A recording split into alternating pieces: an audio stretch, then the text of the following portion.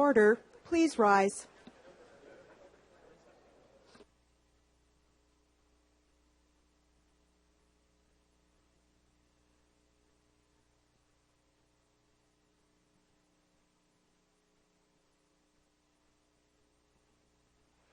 Good morning, everyone. We'll start the meeting with a prayer. We beseech thee, Lord, to bestow wisdom upon members of this council in order that their decisions may be founded in justice and prudence. Amen. Please be seated. Not your usual time for a council meeting, but I would ask for adoption of the agenda. Thank you. So moved. Thank you, Councillor. Seconder? I'll second that, Your Worship. All those in favor? Opposed? Carried. This is a special meeting of council, and there are no minutes to previous meetings. So we'll begin directly into our delegations. First delegation is Mr. Chad Novak. If you please come forward and tell us who you represent. You have 10 minutes for your presentation, and there may be questions afterwards. If you stick to the submissions that were sent as part of our agenda. The ones that were edited, you mean? Pardon me? The ones that were edited by your city clerk's office? That's correct. That's correct. I just want to clarify that, so. You can begin now.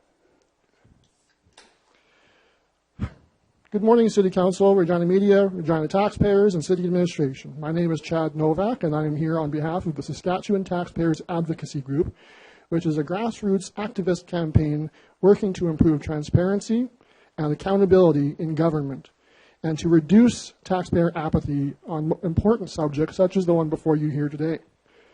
Now, I'd like to begin by congratulating you for taking the first step to understanding just how important it is to respecting democracy, and more importantly, the will of the electorate. Putting forth the recommendation for the referendum was a positive move, and I applaud you for it, even though you still incorrectly deemed the petition to be invalid. However, since then, I have noticed that the City of Regina has been taking a very questionable approach to informing taxpayers of the situation surrounding the wastewater treatment plant upgrades. I want to make a special note here that it's not a quote-unquote sewer plant. It's a wastewater treatment plant. You are planning to sell a water after it's been treated, not the remnants that are filtered out. To me, the City of Regina administration should be 100% independent from City Council and neutral on providing the cold, hard facts to the electorate, and not just what it considers to be the positives of a P3.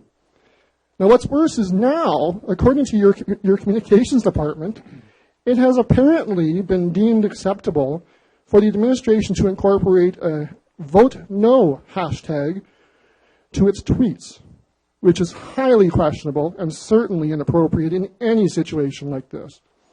As one gentleman noted recently, this would be like the federal government publicizing the Canada Economic Action Plan with a quote-unquote vote Tory after it. Surely, given this comparison, you can see why the public has a great concern about this. Now, when you add to the fact that according to municipal relations, referendums follow the Local Government Elections Act. Everybody look that up. This is truly concerning because if the City of Regina feels that it is appropriate to use city administration to deliver one-sided messages to support one side of a given vote, what's next? As I've been told by municipal relation, there is no legislation that explicitly forbids this kind of action, which seems to make sense. We shouldn't have to have legislation explicitly forbidding the city administration from doing such actions. Now, speaking directly towards the choices before you here today, I would honestly like to propose a fourth option for your consideration. I have reviewed the reports before you today, and it appears that the special polls are at least 2 to 3 times the cost of regular polls, considering the voter turnout from the 2012 municipal election. As such, I feel that the City of Regina should consider only regular and advanced polls and eliminate special polls. Based on the actual number of votes cast in each ward last year, I have determined that having up to 3 polls should be ample while having minimal impact on the ability for voters to cast their ballots. I also recommend eliminating the communications budget. However, if you feel that you must have a communications budget, I would strongly urge you to implement strict guidelines as to what type of advertising can be done and what content can be included. Now, I know I'm not alone when I say that I feel it is very inappropriate for the city to spend any taxpayer money on advertising that endorses one side or the other. City administration should only be using paid advertising to advise people as to where they can vote and to provide neutral, fact-based information on the wastewater treatment plant, including both the pros and the cons of all options. This would include making moderate upgrades to the current facility and reviewing the other federal and provincial funding opportunities that I have identified for you handily in Appendix A. Certainly, there is enough media interest that these kind of communications can be done at minimal out-of-pocket cost to taxpayers. For your reference, I have included a list of questions, again in Appendix A, that remain unanswered from my December 2012 Council address regarding the wastewater treatment plant upgrades, along with further concerns that have arisen since then in Appendix B. These would be a great start to providing that neutral, fact-based communication strategy. Since it is apparent that the cost of the referendum is one of your major concerns, I feel this fourth option that is provided to you today should be very well received by both council and administration, as it reduces the costs by over 70%. You can see my figures and calculations in Appendix C. Now, while still providing an effective polling system based on the actual turnout for the 2012 municipal election. Now, finally today, I would respectfully request that you add at least one additional question to the referendum, considering the efforts of the stadium petition that was submitted to you in 2012. It should be noted that given the fact that the petition organizers did not have the financial backing of a large organization such as CUPE, or the manpower to accommodate large petition campaigns, that the roughly 10,000 signatures received on that petition should be respected, and that council act in good faith on behalf of those taxpayers that signed the petition, even during the summer months and during a municipal election. Not to mention having to combat efforts by organizations that spent large amounts of advertising to simply tell people not to sign the petition. Considering all of the obstacles faced and the fact that the city clerk's office would likely have attempted the same validation techniques as they did for the wastewater treatment plant petition, City Council should consider this issue as seriously, if not more seriously, as the wastewater treatment plant petition. One concern that was brought up during the petition drive for the stadium was the cost of a referendum. Well, now that you are having a referendum, why not let's kill two birds with one stone and ask the electorate their feelings on two of Regina's largest capital projects in our history. It is not too late to do this, even though you've already began plans for demolition well before you have a firm design or construction contract awarded publicly. Delaying that project by a matter of weeks should have minimal impact on your anticipated timeline for the stadium. And if the general public feels as strongly about the stadium as council has steadfastly stood by, then you should have no concerns about putting it to a vote. Now, thank you for your time, and I will consider any questions that you may have. Thank you, Mr. Novak, for your presentation. Are there questions of the delegation? If there are none, you can return to the gallery, and we'll move on to Thank you. our next delegation, Mr. Jim Holmes. Mr. Holmes, for the records, if you could identify yourself, who you represent, and you as well have 10 minutes for your presentation, and there may be questions afterwards. Thank you. My name is Jim Holmes, and I represent Regina Water Watch. Thank you for the opportunity this morning still to discuss the procedures for the referendum on the wastewater treatment plant. I noticed that you have recently de-euphemized it to the sewage treatment plant. When gathering signatures on the petition, I often had to explain to people that the city was planning to privatize the sewage plant. So I'd like to begin with some definitions. Privatization is often about the transfer of ownership, but it can also be about the transfer of control. And I'll just do the bolded parts in here.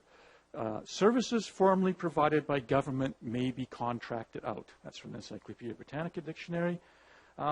It may also mean government outsourcing of services or functions to private firms. That's from Wikipedia, the Free Encyclopedia. And privatized, to change from public to private ownership or control, from the Merriam-Webster Dictionary. So to be clear, we agree that the plan, the ownership will remain with the city, but the control will be transferred to a private corporation. So from the Deloitte report, City of Regina Wastewater Treatment Plant Expansion and Upgrade Project Summary of Delivery Models Assessment, January 22nd, 2013. Page 5. The model requires that the city transfer existing wastewater treatment plant staff to the contractor. Page 15.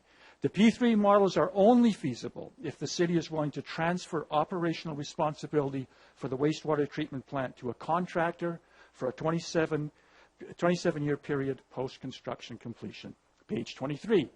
The design, build, finance, operate, maintain model requires transfer of operating responsibility to a contractor. And again on page 23, again, the city should determine whether transfer of operating responsibility to a contractor under design, build, finance, operate, maintain contract is acceptable, as this is the key determinant of the final selection of a delivery model. Untreated wastewater, or sewage, is 99% water. We live downstream from over 1.5 million people, mostly in Alberta, who discharge their treated wastewater into our drinking water source. We are upstream from hundreds of thousands of people. We discharge our treated wastewater into their drinking water source. All of us have a responsibility to treat wastewater with the same respect as drinking water. Now, Regina Water Watch has some suggested guidelines for the referendum. The first one being that the city must follow the law governing referendums, the Local Government Elections Act. And there's an election procedures bylaw, 115.1. The council or board shall, by an election procedure bylaw, fix the date and terms of the taking of a vote and proceed in accordance with the provisions of the Act as nearly as may be with respect to the conduct of a general election. In the last general election, there were 43 polling places. The 10 polling places opposed in option 2 are not as nearly as may be to 43. It's a reduction of over 75%. The 1 polling place in option 3 is even worse and represents a reduction of 98%. It is unclear why the city would propose options that would not meet the legal requirements. The city's proposed options 2 and 3 would have the effect of making it much harder for all citizens, but particularly for seniors and people with limited mobility limitations, to vote. Options 2 and 3 will not be cheaper. The true costs of each will likely be closer to $1 million once the costs of legal challenges and do-overs are calculated. The Saskatchewan Human Rights Code guarantees every citizen the right to vote in elections and to be free from discrimination based on age or disability. The Local Government Elections Act defines a referendum as an election. Section 2(1)(k)(3). The practice of special polling places for seniors and people with limited mobility has been part of every municipal, provincial, and federal election in my memory. Point 5. City employees must not campaign for either yes or no during working hours. The city should follow its own code of conduct. 7. No person to whom the code of conduct applies shall, H, use their position with the city to actively campaign for the election of or solicit funds for a potential or declared candidate for elected public office. This clause shall not affect their rights to actively participate in the democratic process as a citizen during their own time. The section literally applies to general elections when voters decide candidates, not resolutions. But the principle that public employees should not use their position to influence voters is clear. It is consistent with the Local Authorities Election Act requirement for the referendum to proceed as nearly as may be to a general election. 5. There should be at least one impartially moderated public debate. The local media should be encouraged to cover it. 6. The vote should be on a paper ballot. It's a simple yes or no question. Machines will not simplify the counting. There will be representatives from both yes and no present, but they cannot observe the workings of the electronic vote machines. Given your recent history, it is important for all citizens to accept the results of the vote as fair. 7. The city should release all assumptions and calculations supporting its claim of savings in the privatization model. This would include the assumptions on interest rates, return on equity, and transaction costs. Most importantly, it must include the claimed risk transfer savings of $25 million that are completely without any supporting evidence. 8, the city should not release misleading figures. In the cost section on your website, the city says the plant will cost $224.3 million to construct. The federal P3 grant is for 25% of construction costs. 25% of $224 million is $56 million. Only if the construction is $10.7 million over budget will you receive the maximum of $58.5 million from the federal government. No part of any additional cost runs will be covered by the federal government. This referendum is an exciting example of citizen participation. Citizens must know the outcome is fair. A paper ballot should be used. Unelected public employees should not use their position or public resources to influence voters. Proponents of yes or no should strive to be transparent and accurate in their use of figures. As citizens, we have the right to elections conducted to the highest legal and ethical standards. As citizens, we have responsibility to ensure those standards. Thank you. Thank you very much for your presentation. Any questions of the delegation? There are none. You can return to the gallery, and we'll proceed to our next delegation. Florence Stratton, please. Ms. Stratton, for the record, if you could identify yourself, who you represent, and you have 10 minutes for your presentation, and there may be questions afterwards. Wanted a fair referendum. My name is Florence Stratton. I am here as a private citizen. There are many requirements that need to be met for the referendum on Regina's new wastewater treatment plant to be fair. My comments are limited to 3 of them. Excuse me.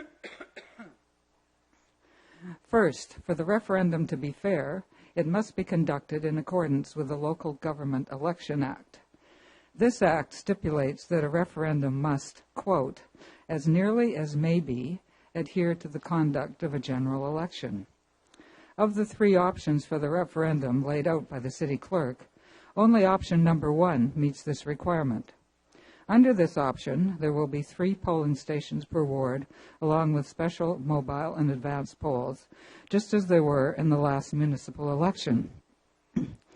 By contrast, options 2 and 3 drastically deviate from the conduct of municipal elections, as they severely reduce the number of polling locations and eliminate altogether special and mobile polls.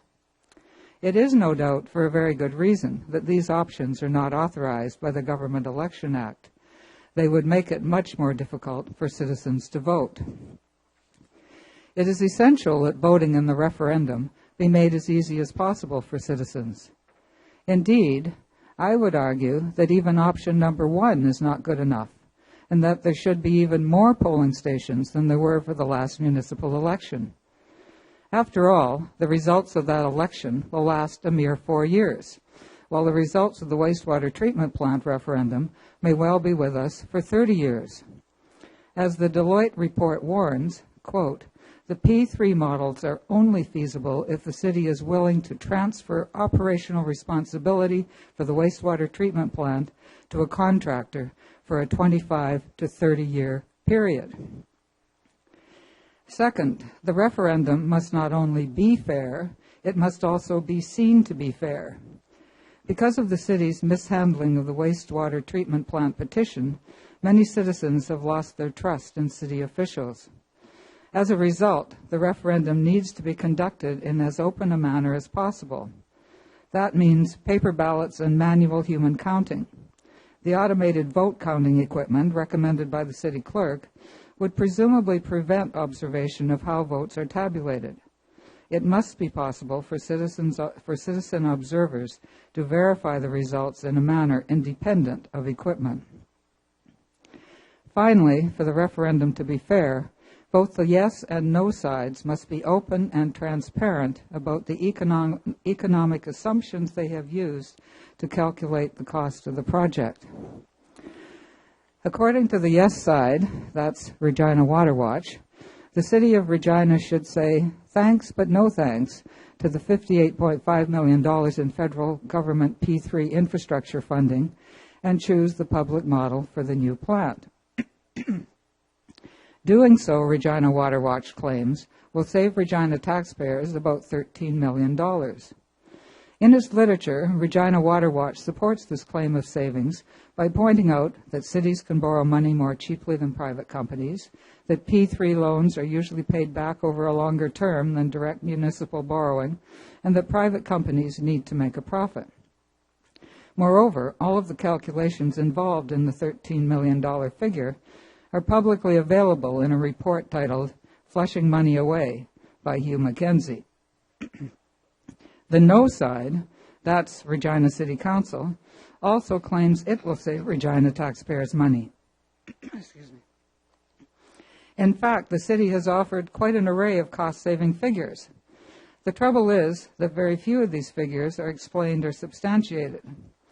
For example, on July 23, 2013, the mayor said in an interview with John Gormley, quote, "We could lose $58.5 million from the federal government if we don't do a P3. Also, over the course of the life of this building, virtually $80 million could be lost as well." End of quote. What is this $80 million that will be lost, in addition to $58.5 million in federal funding, if the project is not a P3? Where did this $80 million figure come from? John Gormley didn't ask, and the mayor didn't say. Another example.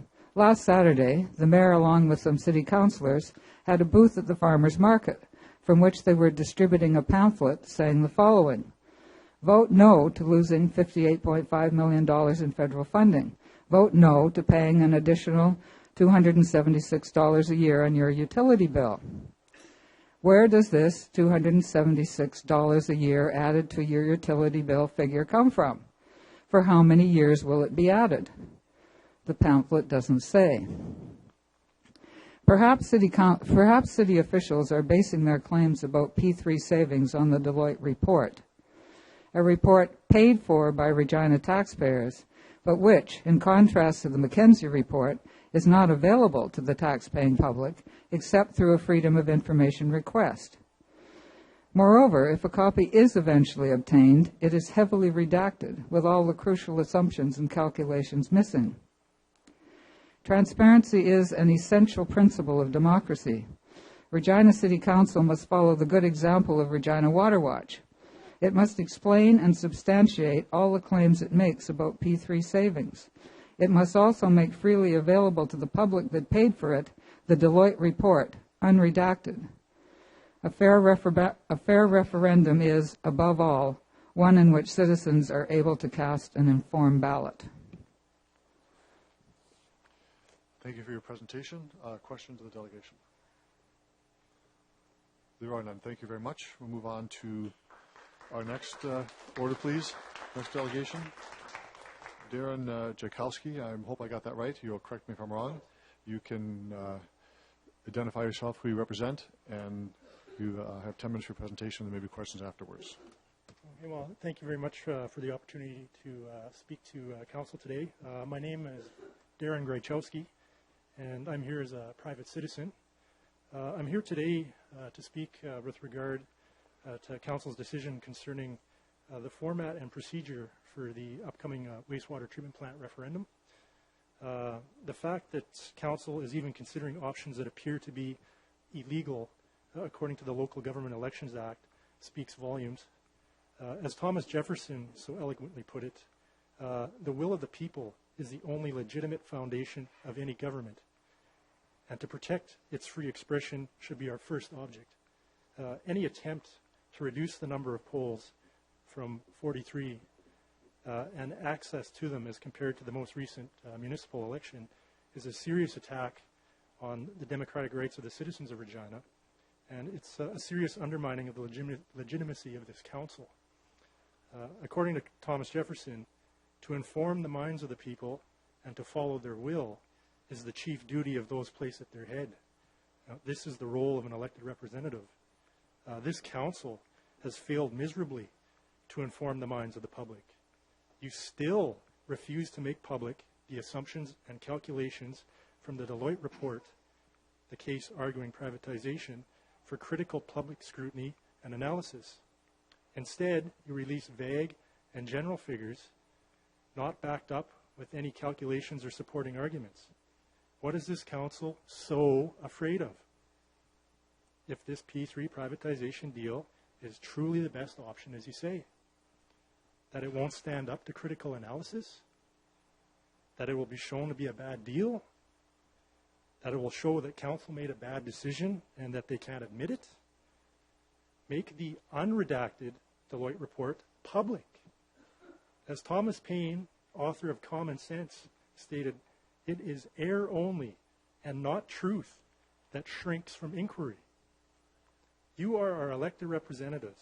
As citizens, we demand access to the truth and we demand answers. As Thomas Jefferson pointed out, information is the currency of democracy. You know, the public demands ready access to the information needed to truly analyze and evaluate the merits of this P3 privatization deal. As Thomas Jefferson so famously stated, government exists for the interests of the governed, not for the governors.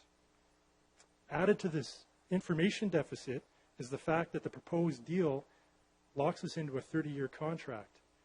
To lock future generations into a deal that they had no say on is morally bankrupt and illegitimate. You know, Thomas Jefferson famously noted that the dead should never rule the living. This council was elected only for a 4-year term and has no business negotiating such long-term deals without open and transparent dialogue with the citizens of Regina. The fact that this council is once again contemplating the muzzling of democratic expression in this city is very disturbing. According to Thomas Jefferson, the force of public opinion cannot be resisted when permitted freely to be expressed. Do the right thing. Hold this referendum with 43 polling stations, just like the most recent municipal election. Make the Deloitte report available to the public in its full, unredacted version so that it can be open for critical analysis and evaluation. Release the information necessary to make an educated and an informed decision and hold a vote that allows the free expression of public opinion and the public will. Thanks for your time. Thank you for your presentation. Any questions of the delegation? You can return to the gallery. Thank you very much. Catherine Gibson.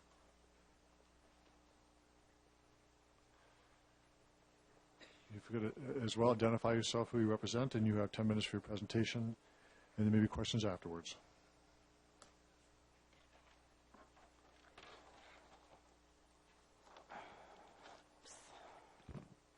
I appreciate the opportunity to make a presentation today. My name is Catherine Gibson, and I'm here as a private citizen. I want to begin with the subject at hand and urge Council to choose option 1. I would also urge Council to spend some of my taxpayer money in advertising the free transit and paratransit service on the September 25th voting day. I support your decision to enable and encourage citizens to get out and vote. At the July 22nd special meeting of City Council, I expressed my concern that the cause of the serious infrastructure deficit felt by Regina and many other cities was the result of decades of federal governments offloading their responsibilities to adequately provide infrastructure funding. Compounding this situation is the ideologically driven PPP Canada grant system. Further complicating the issue is that not all P3s are the same, and there are several definitions of public-private partnerships. Not all P3s involve private financing. For those that do, it is imperative that the general public be made aware that the private financing is not a gift, nor an interest-free loan. The lenders have every right to ensure that they get the money back plus interest. And in the case of investment plan being the lender, there's an obligation to get a good return on the monies invested. Believe me, if I had $20 million, I would jump at the chance of investing it in a low-risk, high-return infrastructure project, knowing that I could easily double my money in 10 years. Luckily, I don't have $20 million because it would mean that I would be involved in taking money from the poor to give to the rich. And that was something I preached against in my July 22nd presentation. Also, in that presentation, I pointed out that because our water bills are based on volume of water used, low-income households are paying them with a much higher percentage of their income. And as of last month, this higher percentage has increased with the recycle charge, given that it is the same dollar amount regardless of the value of the house or the income of the occupants from which the recycling is being collected. I know that in the past 4 years, my water bill has increased by a vastly larger percent than my income. This past July, the OAS payment increased by a mere 0.7%. It will take several months to pay for a water-saving device using the pittance that this increase provides. And I might add that my water consumption has decreased over the past 4 years, and I will further add that the increase on the water bills was something that the city was open and transparent about. I'm certain there are many others who feel the same way as I do regarding the lack of openness and transparency from City Council and administration. Please, tear down your wall of secrecy. We need to know the financial details of the cost of writing the contracts, monies already paid to outside consultants and accounting firms, along with the amounts yet to be paid to them, and the risk premiums added to the cost estimates. We need to know if and how many jobs will be filled by local contractors. We need to know which country and or province will be the recipients of taxes paid on corporate income. We need to know a lot more about the final cost to each household in order to make an informed decision on how to vote. I would like to know what the circumstances were which caused the City Council and City Administration to believe that the public system of wastewater management, which has served us so well for these many years, would not be up to the task of continuing to do so. I would like to know, but I doubt that I ever will. Nevertheless, I will stand behind my previous comment that the be it resolved statement of the petition, and now the referendum, is a resounding vote of confidence in the City of Regina and its employees in the manner in which they have financed, operated, and maintained the wastewater treatment plant in the past, and that they should continue to do so into the future. Surely we can agree on the need to facilitate open and transparent debates at a number of venues across the city. Surely we can agree that informed votes are good votes. Thank you. Thank you, Ms. Gibson, for your presentation. Are there questions of the delegation?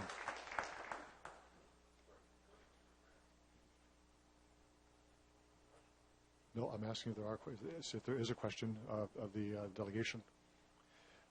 There are none. Thank you very much. You can return to the gallery. Our last delegation is Mr. John Hopkins.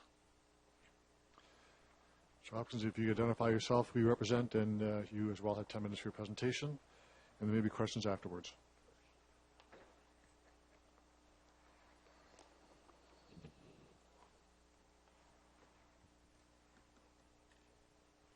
Good afternoon, Your Worship, members of Regina City Council. My name is John Hopkins, and I'm the Chief Executive Officer of the Regina District Chamber of Commerce, a post that I've held for 13 of our organization's 125-plus year history. Your Worship, we have not always agreed on issues facing this city. We initially disagreed on the closing of 12th Avenue downtown. We disagreed on the rate of expenditure increases at City Hall during a number of budgets. And we still disagree on things like the relative tax rate. However, having said that, we have worked together on many files for the overall betterment of this community. The City Image Campaign, numerous factors related to property assessment, city budgets, transit reviews, the RRI, parking, and the list goes on and on. In short, we don't always agree, but we agree on one thing, and that is to make this community the best community it can be. While some may attack the Regina Chamber with various hidden agendas, the reality is that we are concerned about the total cost of this project upon completion. The cost to our members as well as the cost to homeowners, given the reality that most of our members actually live in this city. Moreover, we're concerned about the potential for cost overruns, which are quite common on these types of large infrastructure projects. In fact, according to research done in the UK, which is the global leader in the use of P3s, 20% of P3s have gone over budget.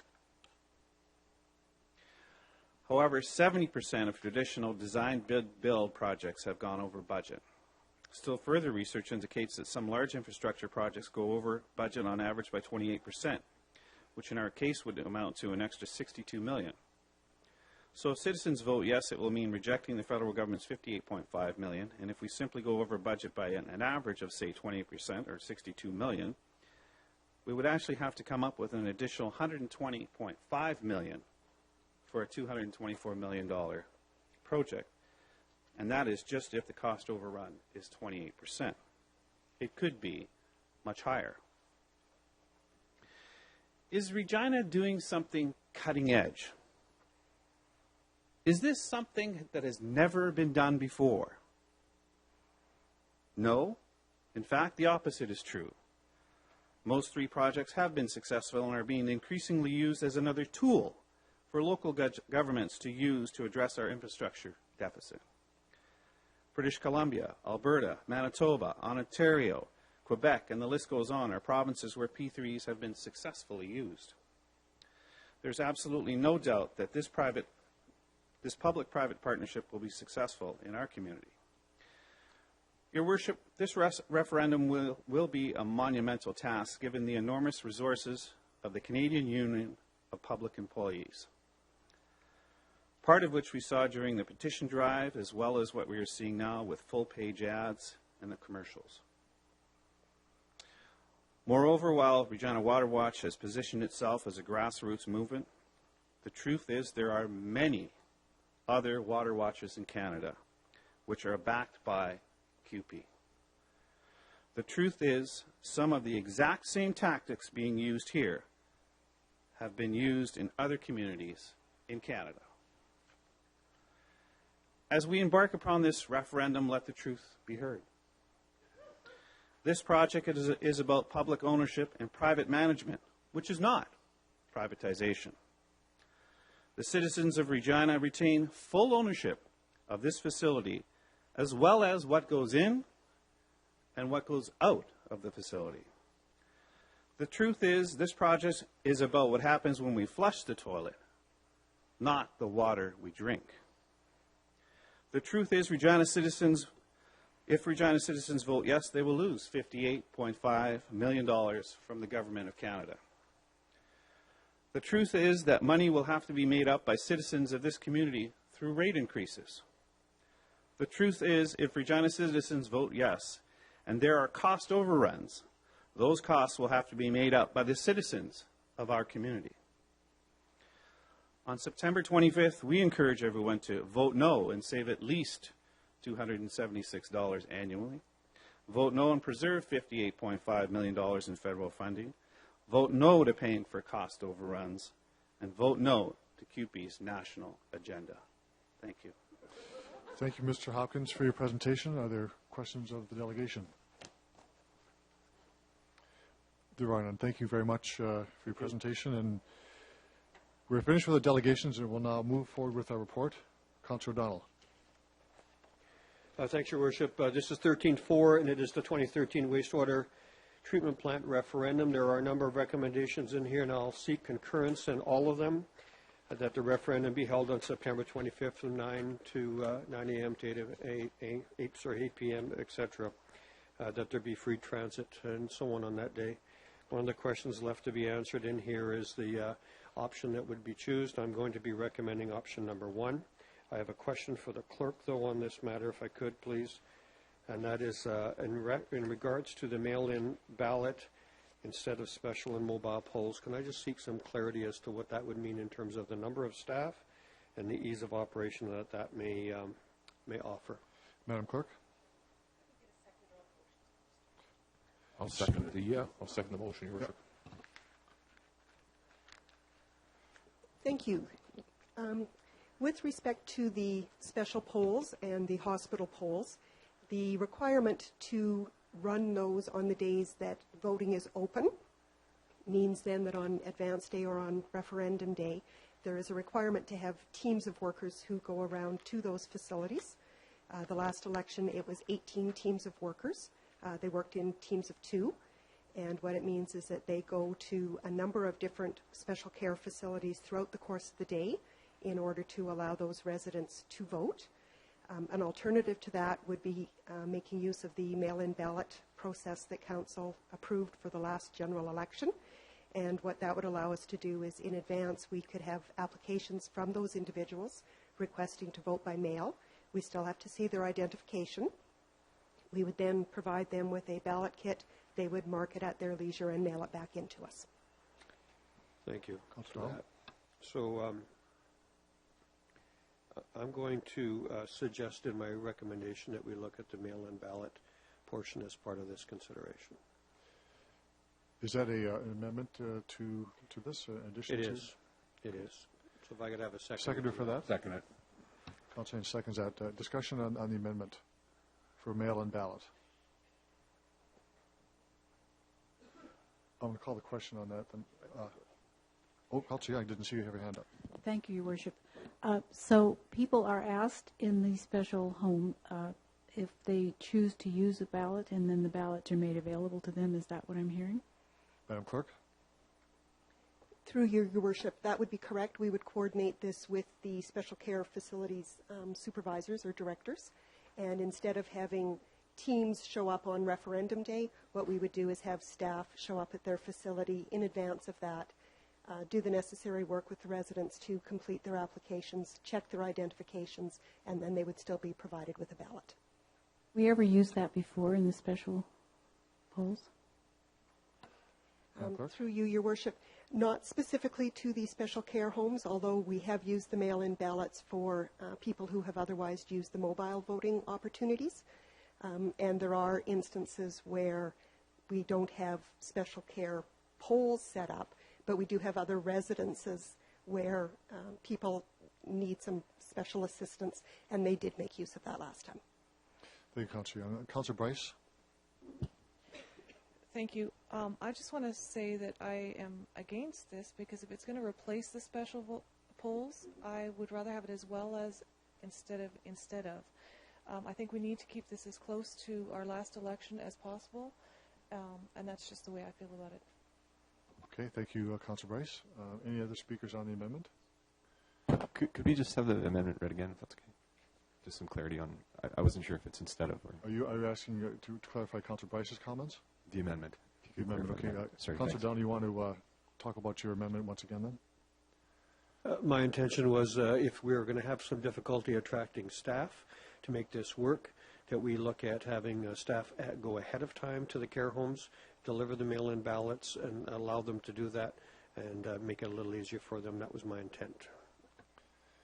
Okay. Other questions on this? Councillor Fraser. Thank you, through you, Mr. Mayor. Would it be possible for us to have special polls as advance polls, if it's a staffing issue, not have special polls on the day of? Thanks. Madam Clerk?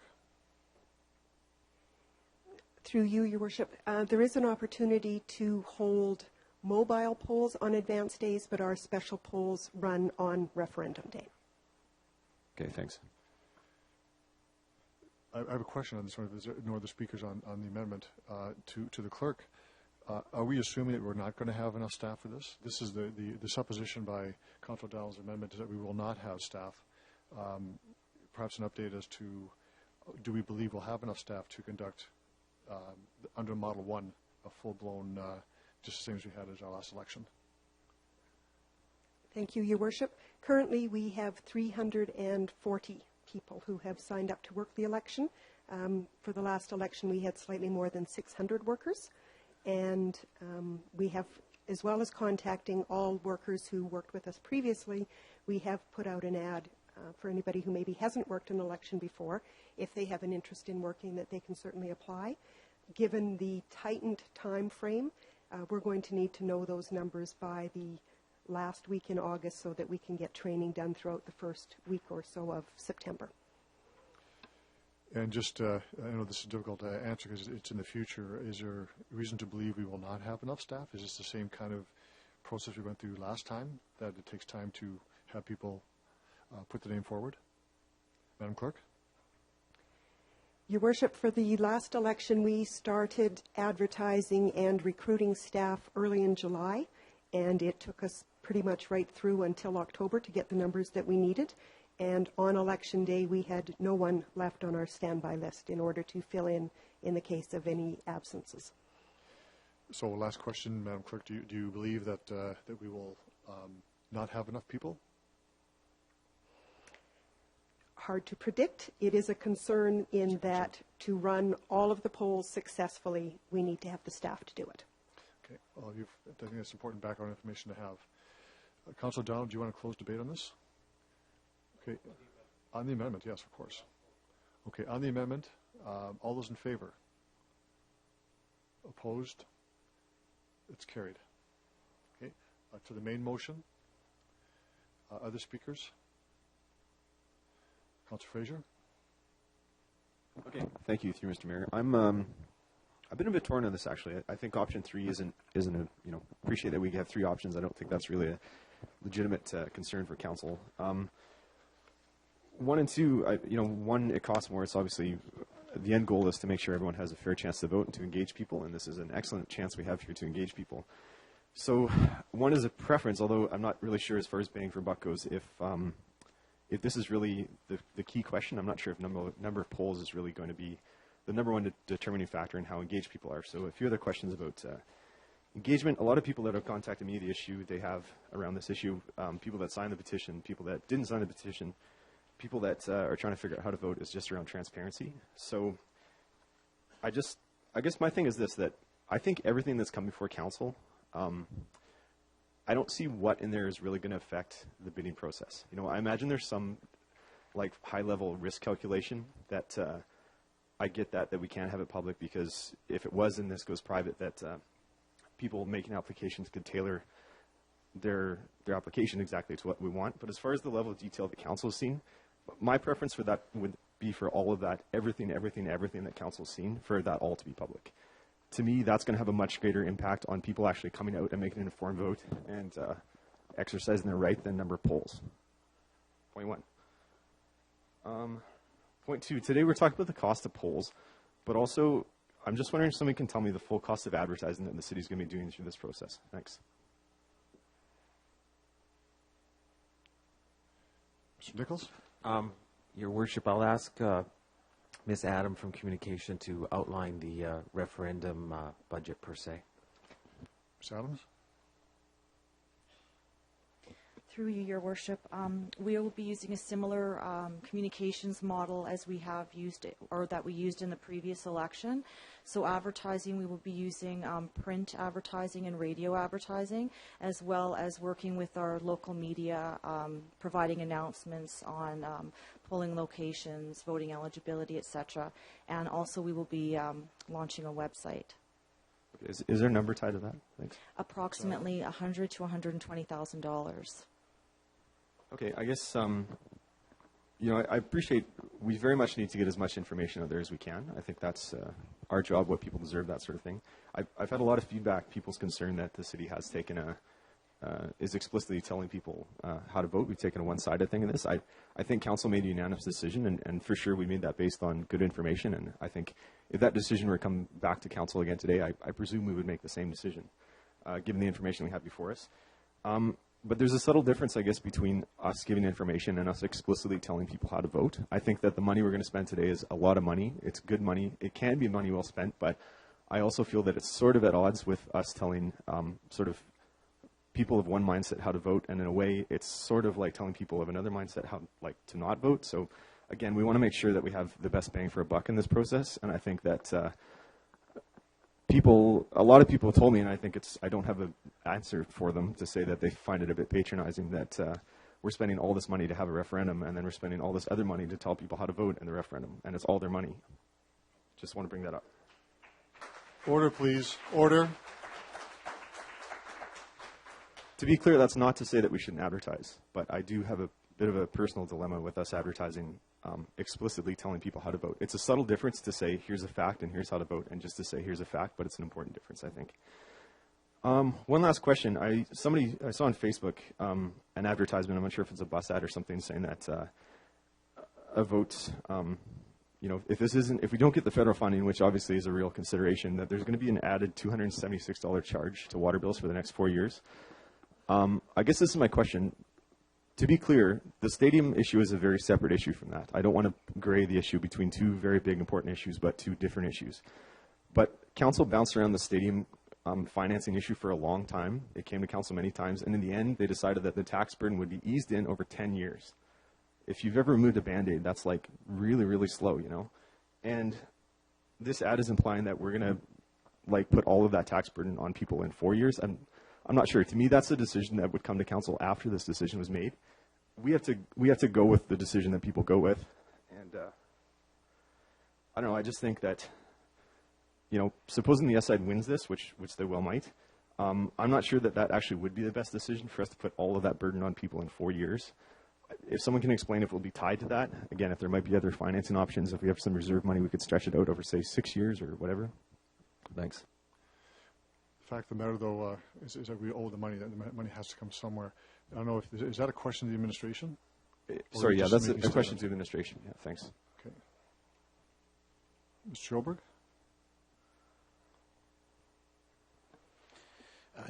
Excuse me, Your Worship, in terms of that funding, obviously, based on the results of the referendum, Council will make a decision in terms of the funding. You know, the numbers represent a current cost estimate of the additional cost, but that will be a decision at a future date. Okay, so to be clear, that's a decision. That actual number is something that council will have to decide. Supposing that's the future we're faced with, that's a decision council will decide after the vote on September 25th. Schoberg? Your Worship, anything to do with water rates is certainly decided by council. So administration has no power to raise rates. We obviously make recommendations to council based on various factors related to financing, project issues, those kind of things on an annual or on a regular basis, but ultimately council makes that decision. Okay. Okay, so just in closing, I do think there's an opportunity here. I think I'll be supporting us to go with option one, but just to say that that's not the end of the story. It's not that we say, oh, we have lots of polling booths and that's like the end of how we engage people. Ideally, we want to see a bigger turnout for this referendum than we see generally in general elections. We've seen that number decline. And again, I don't think polling numbers, like the number of polls, is going to be the main determining factor in that. I think it has to do with transparency. It has to make sure that people know the facts, because this is there's a real financial implication to this, and also for us to understand that the reason I think that this has come to referendum when no other issue has come to referendum in over 20 years is because there's a value question here. For people, it's not. I think for some people, I mean, we have to have a real conversation about the cost of this, and I think part of that is making sure that all of the Deloitte and Touche information is public. But also for us to understand that there is a value question here for people about public service delivery that's actually not about the numbers, it's about something else. So we're faced with making hard decisions all the time at council, and I think this is the first time again in over 2 decades that people will have that direct decision, not that you vote for someone who's going to try their best to represent you, but you get to vote directly. It's an important opportunity, and I think, again, this is just stage one, but we have to make sure going forward that we have an open, fair conversation and a process that actually, in the end, can bring us together. We're all going to have to live with this plant, whether it's public or private, so in the end, we want something that will actually bring the city together, not sort of tear us apart. So thanks. Thank you, Councillor. Order, please. Order. Councillor Bryce. Thank you. I just want to know how the amendment is going to change option 1. Madam Clerk. My understanding is that we will have the 30 voting locations that are in the normal polls, and that we will use mail-in ballots instead of the special polls, the hospital polls, and the mobile voting. Okay, so council voted in the amendment, so how do we change? Do we need to do anything with this if we're voting on option 1 now? Option 1 is amended, I think. As amended, without those special polls, and instead we have the mail-in ones. I once again want to voice my opinion that I still believe we should have it as close to the last civic election as possible. So I can't agree with not having the special polls. Okay. Thank you, Councillor Bryce. Councillor Fraser. Oh, sorry, Councillor Hawkins. Thank you, Your Worship. I'm going to support Councillor O'Donnell's motion that's on the floor. I'm going to support it because I believe, like a large number of the speakers who've gone before me believe, that people should get out and vote on this issue. And I believe and want people to vote because I think there's a question that is a simple and profound question that has been obscured by much of the comment that we've heard today. And the question that voters should have in their mind as they go to the poll is as follows. Do you want to turn away a $58.5 million federal grant to help us build a sewage treatment plant? That's the question. And order from the gallery, please. Order. And despite all of the speculation about numbers and hypotheticals and what might be and what might not be, we know that unless we vote no, $58.5 million, which might come to this city to finance a sewage treatment plant, won't be coming. And for me, that is a value question. And it's a social justice question. Because if that $58.5 million doesn't come to this city, make no mistake. There's no Santa Claus. There's no Sugar Plum Fairy. The senior citizens in my ward, in Ward 2, and in the other 10 wards in this city will be paying more money on their utility bills. And those people who are struggling to stay in their homes cannot afford to pay more money needlessly on their social utility bills. Or order. maybe... Order. Or maybe... From the gallery, order. Will please order? I'm going to ask that the gallery stop interacting with members of council. Everybody in this room is aware of the rules here, and you've had your chance as delegations to be here. Councillor Hawkins, please. Thank you, Your Worship. Or maybe if they're not paying the money on their utility bills or in their property taxes, then it's certain that that money has to be found somewhere, and it will be found in the city capital budget and in the city operating budget. Money that we use to pay for paratransit, for neighborhood road improvements, for playgrounds, for all of the services that the citizens of this city value. So yes, I say to my fellow councillors and my fellow citizens, we have a value question here. The value question is, do you want to turn away $58.5 million? I believe the answer to that will be no. I am anxious that there be polling stations under option 1 so that people can come forward and say, no, this is a matter of value. This is a matter of social justice. We need that federal grant of $58.5 million. Thank you, Your Worship. Thank you, Councillor Hawkins. Other speakers? Councillor Dunn, you want to take the chair, please?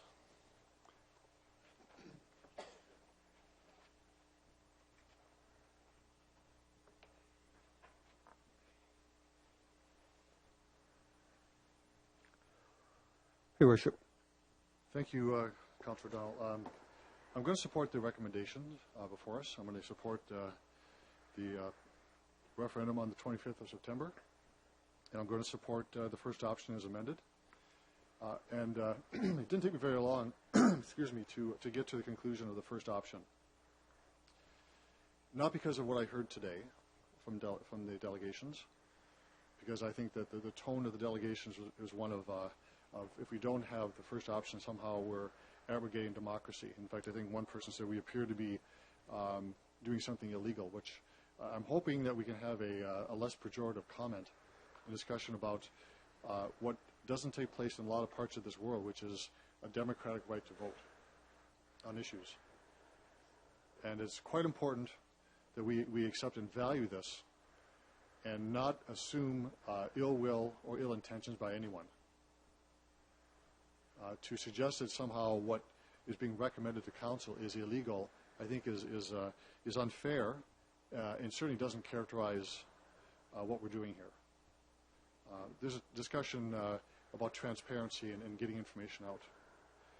I want to be clear on this point, that every decision this council makes is a matter of public record.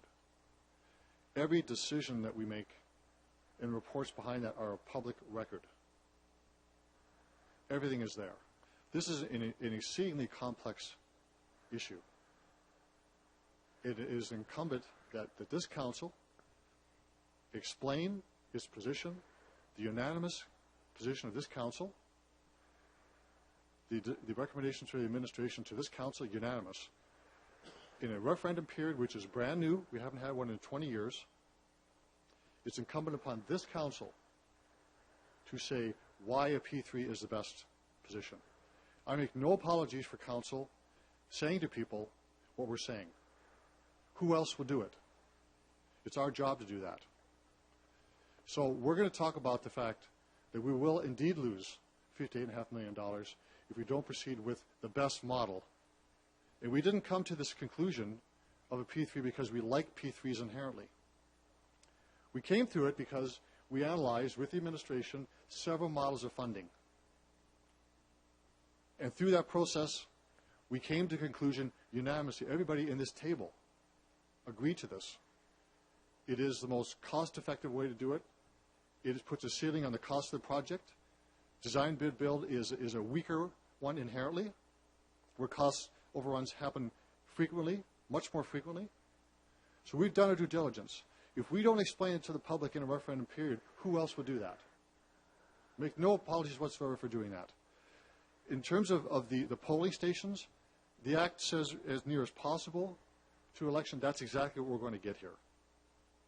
So I'm hoping that those in the gallery listening appreciate the fact that this council is informed. The administration is providing excellent support for us to do this. We are going to have a referendum, much like an election day, it will happen.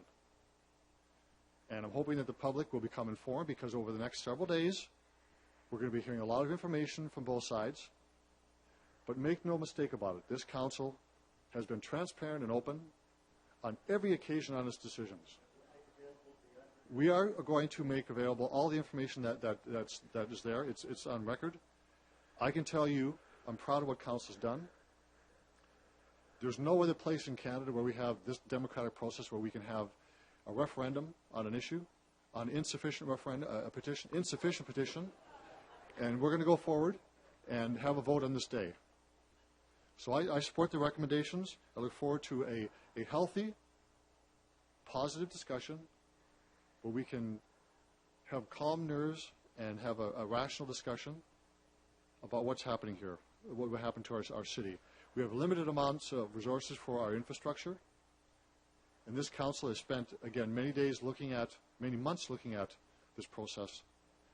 And we know, we're very confident that this is the best savings, and we reduce the pressure on taxes for everyone in the city. So I'm more than pleased to support this recommendation and urge the rest of the council to support it. Thank you.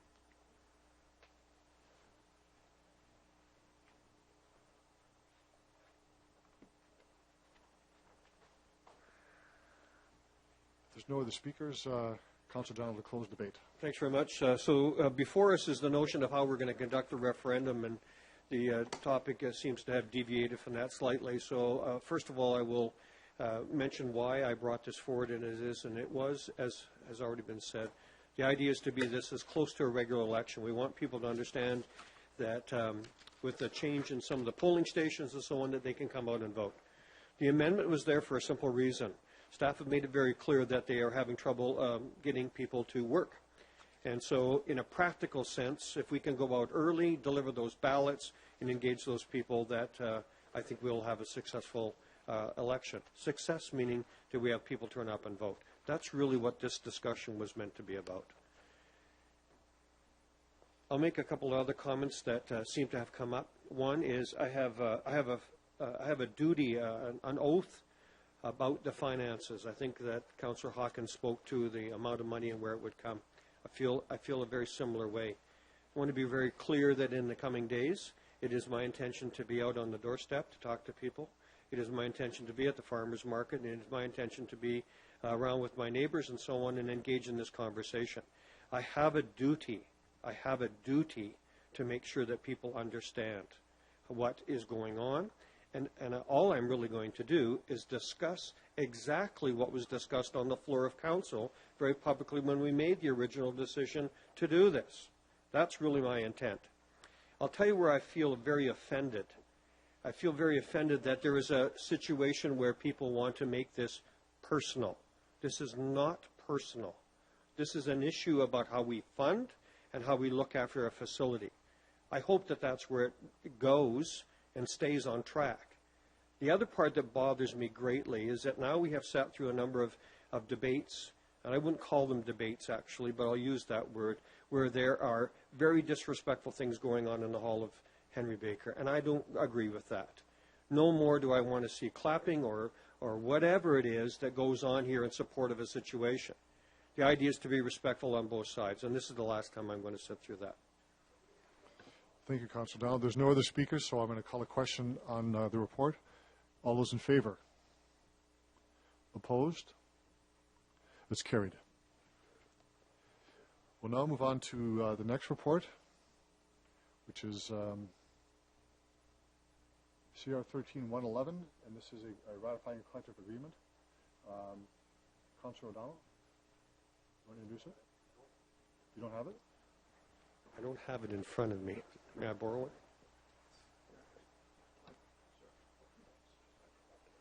Thanks, you guys. Sorry. So this is 13-111. This is ratifying a collective agreement with the International Association of Firefighters, Local 181. The agreement reached with the International Association of Firefighters be approved. Would it be your intent to have a staff mention? I would want a staff to sort Please. of provide background for this, please. This is a brand new report. Mr. Davies, do you want to introduce who would you speak on this? That's fine. You have a seconder for that motion? Second, Your Worship. Thank you. It's a CR report, though. It's not a city manager's. It's listed as CR. Okay. Mr. Davies? Your Worship, I'll make some general comments, and then I'll ask the Deputy Chief to perhaps provide some detail just in summarizing the content of the proposed CBA. Negotiations, of course, have been underway with all of our collective bargaining units for a number of weeks and months. We have, to date, two bargaining units have resolved CBAs going forward. What's before you today is the result of negotiations with the International Association of Firefighters. A very effective process in this instance. This is the first time in about 14 years that we've arrived at a settlement with IAFF without going to arbitration. We think that on both sides of the agreement, this is a very good news story. As Deputy Chief will indicate, it's a very affordable and yet reasonable solution to the bargaining position. So with that, Your Worship. Thank you to Deputy Chief. You have other comments you want to make? Your Worship, just to echo the City Manager's comments, we have negotiated here quickly. Previously and historically, we haven't been to the table this soon, and so we're very pleased with that. Also, the details I think you can read in the report. 3.1% and 3.1% and 3% is, we believe, to be a fair deal for both parties. And I guess in closing, we'd just like to thank Council with the support of the mandate that was given, and thank also the executive leadership team in their support. Thank you. Thank you for your comments. Are questions from members of Council? I have just a couple of very quick comments, and I want to thank the bargaining team for this. This is good news, a good, smooth process that's led to a negotiated settlement, which is always very good, very, very positive. I want to thank the administration as well and the executive leadership team. And to the Deputy Chief, if you could pass on our comments of thanks for doing this, I'd appreciate it very much. But this is all very good news for taxpayers and for everyone concerned. No questions on this. I'm going to call the question on the report. All those in favor? Opposed? Carried. Motion to adjourn, please. Move adjournment, Your Worship. Adjournment to seconder. I'll second that. All those in favor? Opposed? Carried. Just on order, I'm assuming we're taking a short break Taking a short before break. we go to exec, right? Yes. Thank you. Yep. Thanks, everyone.